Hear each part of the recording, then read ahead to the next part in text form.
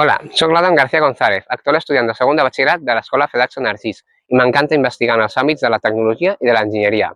El meu treball consta de 3 objectius principals. El primer objectiu és aconseguir construir una via per al prototip de tren maglev que construiré.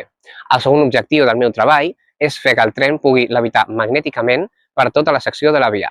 I finalment, el tercer objectiu és aconseguir que el tren es pugui desplaçar de manera autònoma induint un camp magnètic. El món del transport no és cap excepció a la regla general sobre sectors tecnològics desenvolupant-se, ja que el meu treball ha estat investigar la recent tecnologia sobre els trens de levitació magnètica. En el projecte que he portat a terme, cada peça és única en la seva estructura i funcionalitat. El desenvolupament de les diferents parts del vehicle s'ha dissenyat i produït amb les tecnologies d'impressió 3D i tall per control numèric. El vehicle levita gràcies a un sistema de repulsió magnètica i es manté estabilitzat per un sistema de 2 guies paral·leles.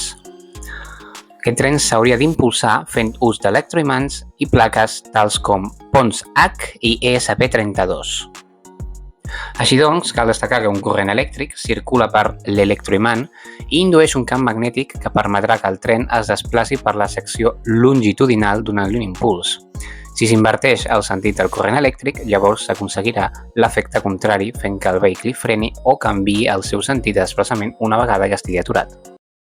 La conclusió extreta del projecte és que de tots els objectius que s'han plantejat inicialment s'ha aconseguit muntar i construir la via per al prototip de tren maglev i també que el tren pogués levitar de manera magnètica. Tot això no s'ha pogut aconseguir que el tren pogués desplaçar-se de manera autònoma induint un camp magnètic per tota la secció. I recorda, trens de levitació magnètica, brillamment simples, simplement brillants.